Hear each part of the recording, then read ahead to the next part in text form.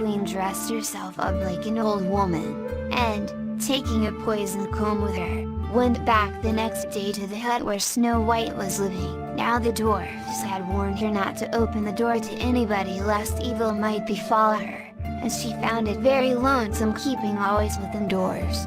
When the queen, disguised as an old woman, came to the door of the house, she knocked upon it with her stick, but Snow White called out from within, "Who is there? Go away, I must not let anybody come in." "All right," answered the queen, "if you can come to the window we can have a little chat there, and I can show you my wares." So when Snow White came to the window, the queen said, "Oh, what beautiful black hair! You ought to have a comb to bind it up," and she showed her the comb that she had brought with her.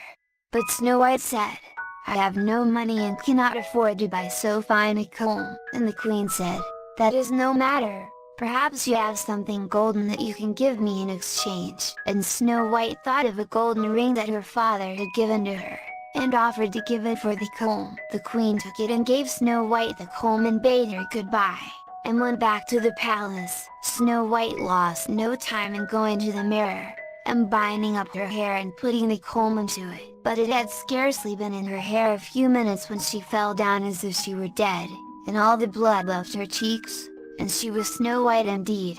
When the dwarfs came home that evening, they were surprised to find that the table was not spread for them, and looking about they soon found Snow White lying upon the ground as if she were dead. But one of them listened to her heart and said, "She lives, she lives!" And they began to consider what caused Snow White to fall into such a swoon. They soon found the comb, and when they took it out, Snow White soon opened her eyes and became as lively as she ever was before.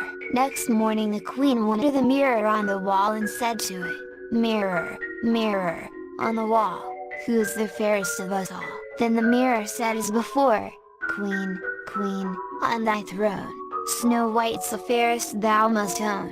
Then the queen knew that something had happened to the comb and that Snow White was still alive. So she dressed herself once more as an old woman and took with her a poisoned ribbon and went to the hut of the three dwarfs. And when she got there she knocked at the door, but Snow White called out, "You cannot enter, I must not open the door."